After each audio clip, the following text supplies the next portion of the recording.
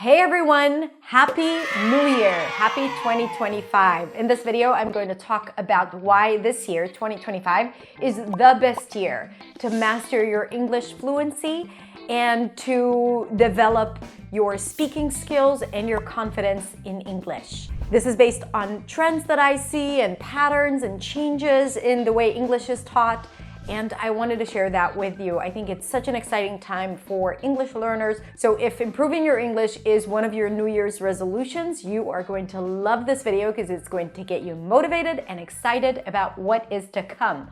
Also, I'm here for you in 2025 and I'm going to help you reach clarity, confidence, and freedom in English this year as well. So why do I think that 2025 of all years, and I've been doing this since 2008. I've been teaching English since 2008, and I'm super excited about what's coming up this year. The first reason is AI, artificial intelligence for language learning. Actually, it's revolutionizing language learning. Exactly 1 year ago, I made a video about how to use ChatGPT to practice English. This is where ChatGPT just came out. ChatGPT.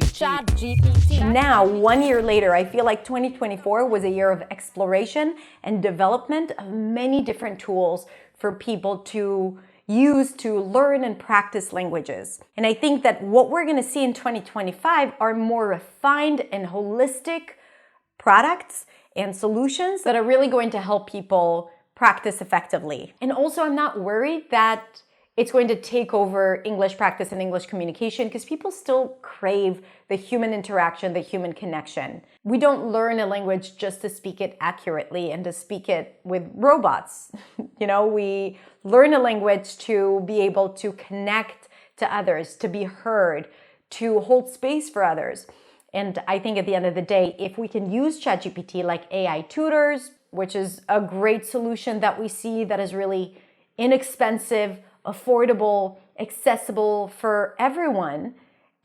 We see all those writing assistants that can help us with writing better and understanding our grammar challenges and mistakes. So we see all of those things, and I think we can channel it into our speaking practice that will have to be with humans. So we take the best out of both worlds, and I think it's going to make your progress a lot faster and also a lot more exciting. Now, the next reason why I think 2025 is a great year to master your English fluency is because of online communities. And that's actually the opposite of AI, because from the cyber world and the world of AI tutors and assistants, we actually see that communities online just keep growing and keep thriving.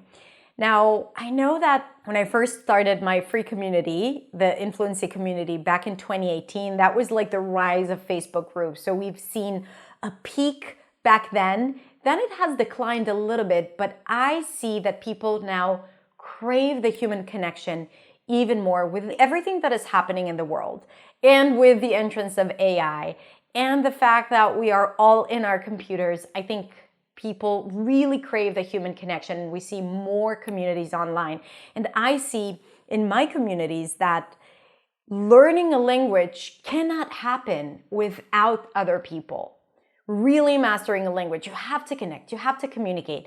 It makes it so much more interesting. And whether it's a free community or a paid community, I think it's super valuable to be in a community, put yourself in a community that allows you to connect with other people to learn a language. I think that being inside of a community and seeing people who already do the things that you want to do is highly inspiring, motivating, and it helps you stay on track. And in fact, AI is going to help filter out people who are not a good fit or people who make it unsafe for other people to practice and to learn. And if you've been to any community trying to learn English, you know what I'm talking about. So I think that AI with real communities, the combination of the two is going to help elevate the quality of the community and the quality of interactions. Another reason why I think that 2025 is going to be a great year for learning English is because I'm noticing the decline of ineffective trends. So a few years ago, there was a trend of speak like a native and, like perfect pronunciation drills and exercises, and don't say this because otherwise you're going to sound not intelligent, or say this if you want to sound smart and interesting. And that created a lot of negative energy around the messaging and the experience of students learning. I talked a lot about that. So we started seeing pieces of advice or clips that were not aimed at helping people, but were just aimed at gaining more views and becoming more viral. But when people consume that content again and again, it gets them into this state of mind that they need to speak with a more advanced vocabulary, or they need to sound a certain way.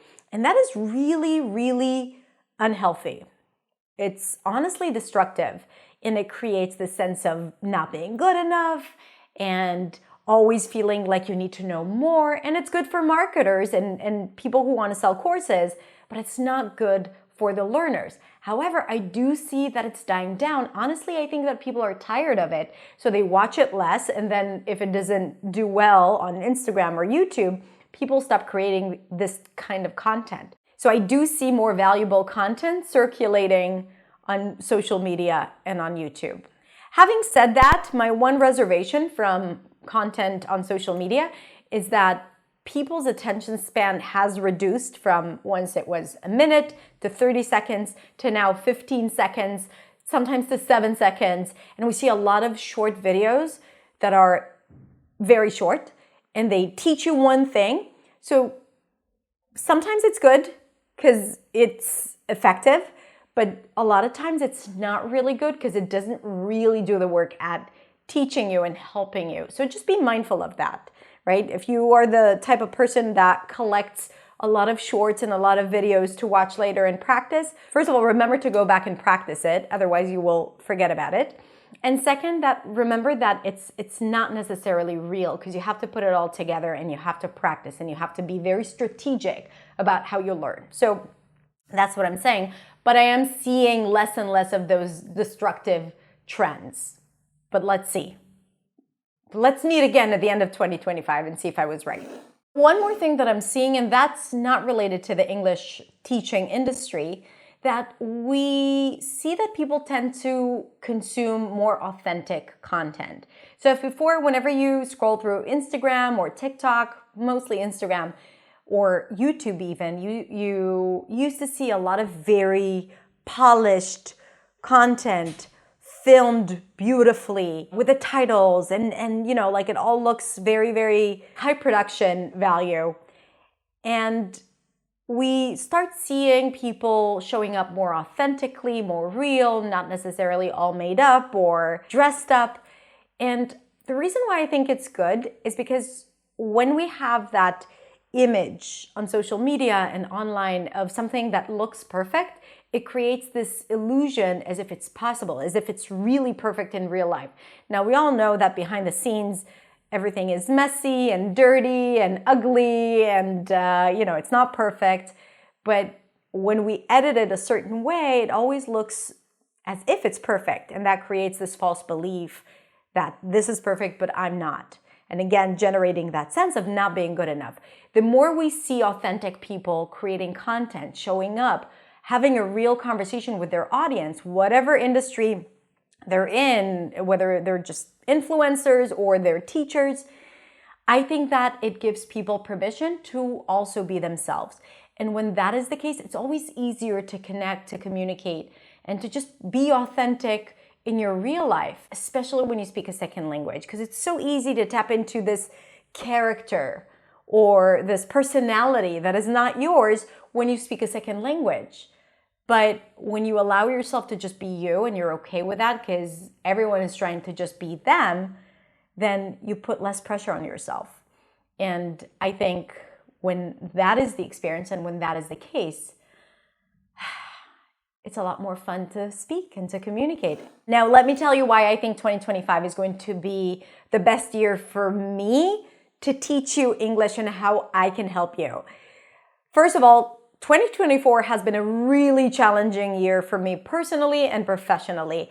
Personally, because I moved to a new country in January and the entire year felt like just one big ADHD experience where I was trying to keep up with everything and to adapt. And it was really hard and for us and for the girls, but I'm very grateful and I'm very happy for this change.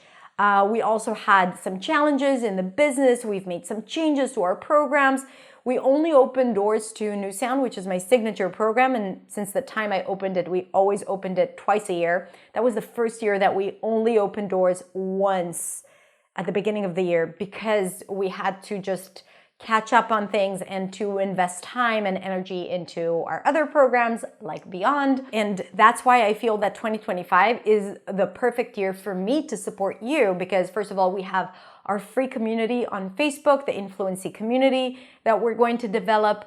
I have Beyond, which is my English practice membership. We have created our own app and we changed the content strategy. And it's now super exciting for us to teach and for students to learn. So I'm very thrilled about that. And we're going to open doors to New Sound again. New Sound is my signature program where we teach all things pronunciation, intonation, rhythm, stress to help you speak English with clarity, confidence, and freedom. We're going to open doors in February. So if you want to improve your accent, if you want to improve your confidence speaking, your listening skills, and you want to do it in a fun way, make sure you get on the wait list for New Sound. That is going to open doors in February. I am super excited about that because I miss it. I haven't done that in a year, teaching pronunciation, and I can't wait and share with you all the new things that I've learned over the last year. So that is why I think 2025 is going to be the best year for me to support you. And we have other exciting surprises coming up throughout the year. So just stay tuned. If you're not on my email list, make sure you sign up for my email list to get all the notifications and the invitations and the events that we're going to create. So just saying, we have a bunch of things coming up, including a pronunciation training that is absolutely free. All right, so that is it. Now you tell me why you think that 2025 is going to be a good year. I know that some of you might say, no, it's actually going to be a bad year. I don't want to talk about that. I want us to be optimistic. I want us to focus on the positive, and I want you to think of all the things that are going to make 2025 the best year for you and for learning English, okay? So let's get excited about it in the comments. If you are listening to this on the podcast, you can just think about it. You don't have to write it down. And that's it. So have a beautiful, beautiful new year. I wish you all the best. I hope you're gonna have a fantastic year. I hope you're going to achieve all your goals, and you bet that I will be here for you this year, all right? So that's it. I'll see you next week in the next video. Bye.